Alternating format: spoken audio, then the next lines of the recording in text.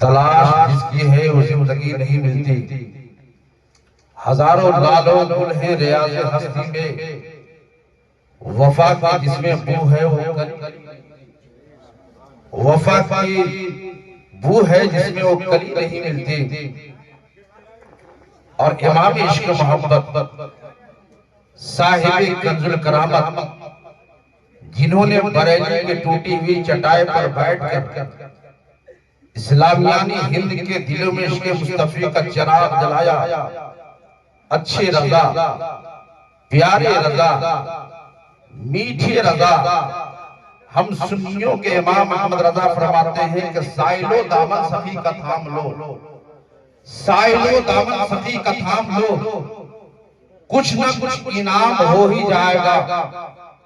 آج بڑی ایک یونیک چیز مجھ کو دیکھنے کو ملی، ایسا لگا کہ مجمع سیلاب کی طرف بھاگ رہا ہے، ایک شخصیت کے پیچھے، ایک پرسنالٹی کے پیچھے، ایک پیر و مرشد کے پیچھے، لیکن حیرت یہ ہوتی ہے، المیہ یہ ہے کہ ماں بوڑھی ہے، باپ بوڑھا ہے، کبھی باپ کے قدموں کو چومتا نہیں ہے، کبھی ماں کے ہاتھوں کو چومتا نہیں ہے، پیر کا ہاتھ بھی چوم رہا ہے، پیر کا پیر بھی چوم رہا ہے۔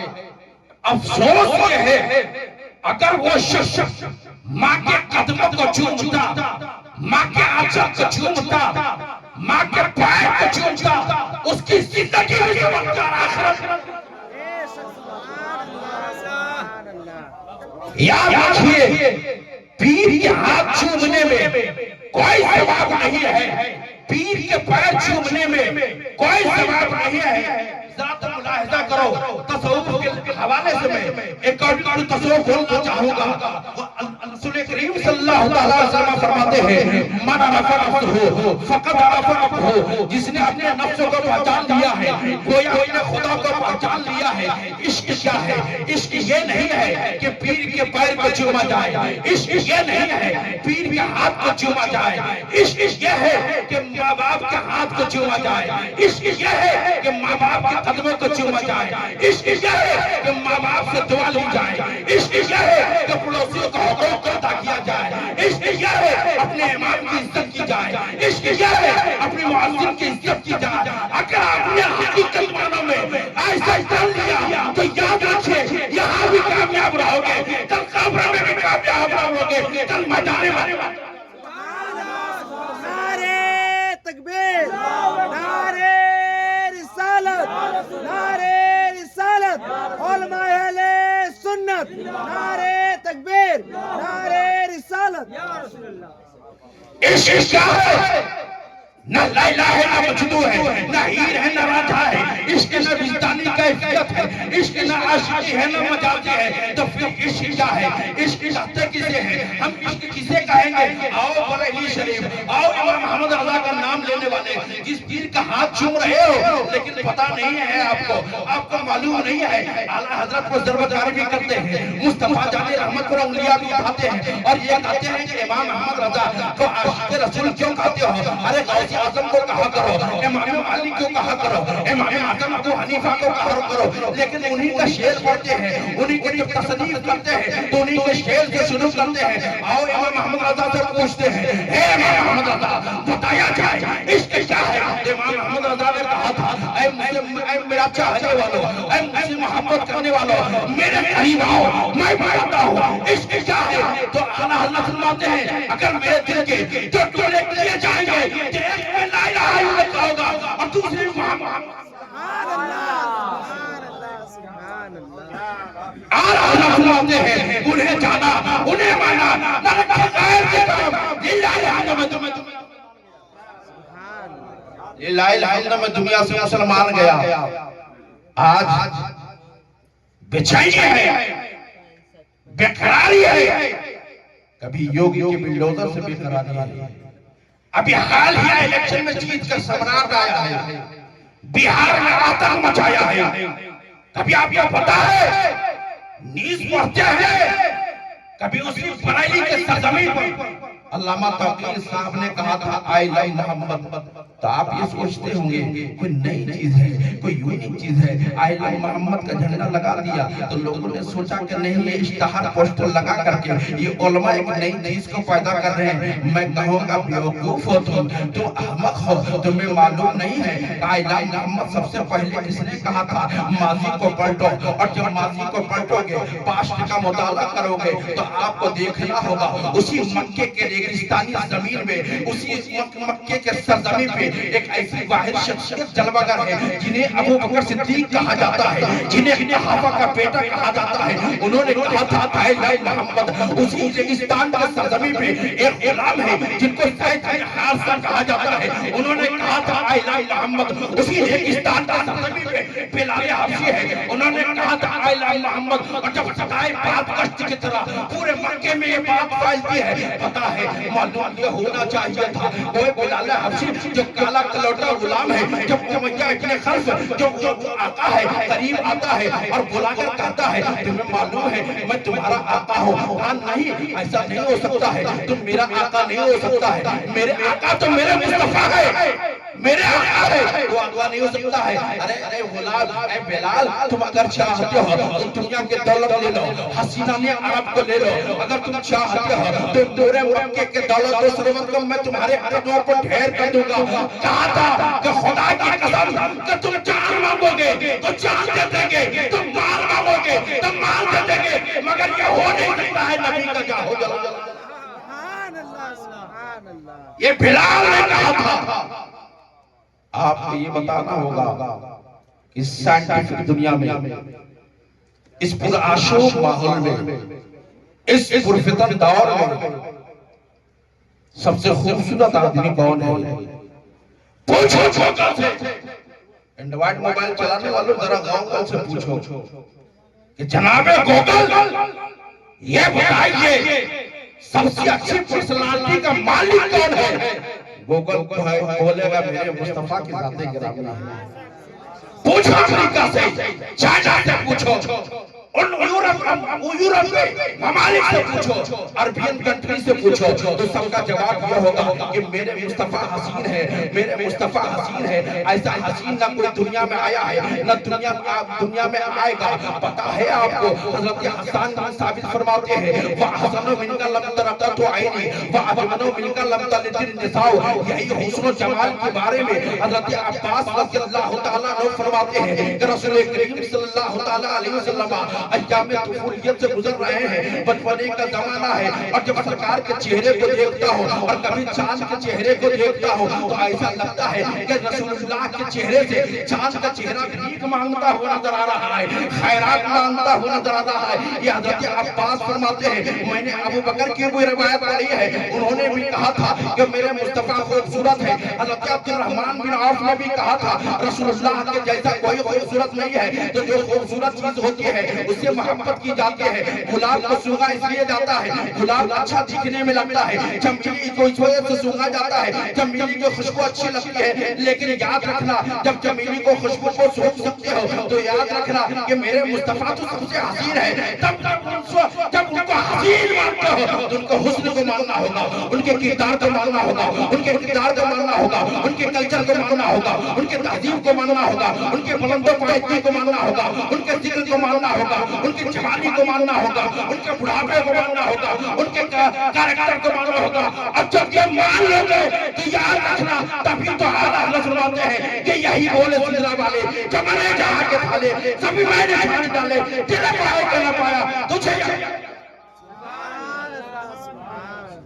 ہے کوئی جوان مرد نعرہ لگانے والا وہ ہے؟ نعرے تکبیر، نعرے رسالت، مسلک اعلیٰ حضرت، علماء اہل سنت، نعرے تکبیر، نعرے رسالت۔ بتاؤ کون ایسا ویکتی ہے، کون ایسی پرسنالٹی ہے جو یہ کہہ کے بلا رہا ہو کہ تم شاعر بننا چاہتے ہو تو میرے قریب آ جاؤ، مفکر بننا چاہتے ہو تو میرے قریب آ جاؤ، سپہ سالار بننا چاہتے ہو تو میرے قریب آ جاؤ، ڈاکٹر بننا چاہتے ہو تو میرے قریب آ جاؤ، طبیب حاضر بننا چاہتے ہو تو میرے قریب آ جاؤ، اگر ادیب شہید بننا چاہتے ہو تو میرے قریب آ جاؤ۔ کہاں جاؤ گے؟ بل گیٹس کے بار بار میں کہاں جاؤ گے؟ امریکہ جاؤ گے، چائنا جاؤ گے، جاپان جاؤ گے، اس موجودہ حکومت کے حکمراں کے پاس جاؤ گے، یا پٹنہ کے اس لالو یادو کے پاس جاؤ گے، یا ہیمنت سورن کے پاس جاؤ گے، کہاں جاؤ گے آپ؟ کہیں جانے کی ضرورت نہیں ہے۔ میں کہتا ہوں نادان میرے مصطفیٰ کے اس پرسنالٹی کو دیکھ لے جو ایک اکیلا شخص ہے، ایک ویکتی مدینے میں رہنے والی ذات گرامی ہے، جو یہ کہہ کے بولا رہا ہے کہ تم ابو بکر بننا چاہتے ہو، قحافہ کے بیٹے صداقت کے بیتاج بادشاہ بننا چاہتے ہو تو میرے قریب آ جاؤ۔ عمر ہو عدالت کے بیتاج بادشاہ بننا چاہتے ہو تو میرے قریب آ جاؤ۔ عثمان ہو سخاوت کے بیتاج بادشاہ بننا چاہتے ہو تو میرے قریب آ جاؤ۔ مولا علی تم بچپنے میں کلمہ پڑھ لیا ہو لیکن ولایت کے دار بننا چاہتے ہو تو میرے قریب آ جاؤ۔ اے عبد الرحمن بڑھیا تاجر بننا چاہتے ہو تو میرے قریب آ جاؤ۔ اے ابو ہریرہ اگر زیادہ حدیث کو نقل کرنا چاہتے ہو تو میرے قریب آ جاؤ۔ اے یزید کے باپ امیر معاویہ اگر زیادہ وحی لکھنے والے ہو تو میرے قریب آ جاؤ۔ یہ کون کہہ کے بلا رہا ہے؟ میرے مصطفیٰ بلا رہے ہیں۔ تو میں پوچھنا چاہتا ہوں نہ ہندوستان سے کہ باہر جانے کی ضرورت ہے بلکہ مدینہ چلے جاؤ جہاں سلام آنکھوں کو ڈالنا اطہرت کے دلوں کو۔ سبحان اللہ سبحان اللہ۔ آزاد وہ مدینہ، ابھی تو شہر مدینہ کی بات کر رہے تھے کہ سب سے اچھا ملک کون ہے، سب سے اچھا حسین ملک کون ہے، تو شہر مدینہ تو حق ہے، اس لیے کہ میرے مصطفیٰ آرام تشریف فرما ہے۔ میں ایک سوال کرنا چاہوں گا اور یہ سوال میں کر کے یہاں سے چلے جاؤں گا، جواب نہیں دوں گا، اس لیے کہ اتنے کم مجمع میں تمہیں بولنے کا عادی بھی نہیں ہو، اگر جلسے میں بولتا ہوں تو ہزاروں کا آدمی ہے۔ کل جو میں تھا آپ کے بیچ میں آیا کرتا تھا وہ اور تھا اور آج میں ہوں کچھ اور ہے۔ حیات قضائیہ بدل جاتی ہے، ماہیت بدل جاتی ہے، حقیقت بدل جاتی ہے۔ یاد رکھیے گا آج میں ایک سوال یہ کرنا چاہتا ہوں کہ قرآن مجید میں میں ایک سوال کرنا چاہتا ہوں، قرآن مجید میں اللہ تبارک و تعالیٰ شاہ سناتا ہے منہا خلقناکم وفیہا نعیدکم ومنہا نخرجکم تارۃ اخری۔ یاد ہے کب یہ پڑھا جاتا ہے؟ جب میت کو مٹی دیں گے تب پڑھا جاتا ہے، یہ سب کو یاد ہے، لیکن اس کا ترجمہ یا ٹرانسلیٹ یہ ہوتا ہے کسی مٹی سے تم نکالے گئے ہو، اسی مٹی سے تم پھر دوبارہ لوٹائے جاؤ گے، پھر میدان محشر میں اسی مٹی سے اٹھائے جاؤ گے۔ یہ تو آیت مذکورہ کا ترجمہ ہوا، لیکن میں پوچھنا چاہتا ہوں کہ میرے مصطفیٰ کا وجود نازین جو بنا ہے، مکے کے بیچوں بیچ سے مٹی لی گئی تھی اور ان کا وجود نازین بنا ہے، لیکن میرے مصطفیٰ جب مکے میں پیدا ہوئے مٹی وہاں سے لی گئے تو مکے میں ان کا مزار ہونا چاہیے، لیکن مکی سے مدینہ ہجرت کر کے کیوں آئے؟ میں یہ سوال بول کر کے جواب بعد میں دوں گا۔ اب سوال یہ پیدا ہوتا ہے، جواب بعد میں ملاحظہ کیجئے گا۔ آج ایک پرسنالٹی ہے، ایک ایسی شخصیت ہے جو آج دنیا ہچکولے کھا رہی ہے اور یہ کہہ رہی ہے ہم رزق کے لیے پریشان ہے۔ کوئی یہ کہہ رہا ہے رزق کی تنگی میں ہمارے ساتھ ہے، کوئی یہ کہہ رہا ہے بے چینی ہے، کوئی ہارٹ کا پرابلم ہے، کوئی ڈائبٹیز کا پرابلم ہے، کوئی لوگ بے قراری کی وجہ سے، بے چینی کی وجہ سے لوگ اوجھا کے پاس جا رہے ہیں، لوگ پنڈتوں کے پاس جا رہے ہیں۔ میں پوچھنا چاہتا ہوں کیوں جا رہے ہیں ان کے پاس؟ آؤ جہاں سکون ہی سکون ہے، آؤ جہاں چین ہی چین ہے، آؤ جہاں قرار ہی قرار ہے، مدینہ چلے جاؤ جہاں سکون ہی سکون ہے، قرار ہے۔ حضرات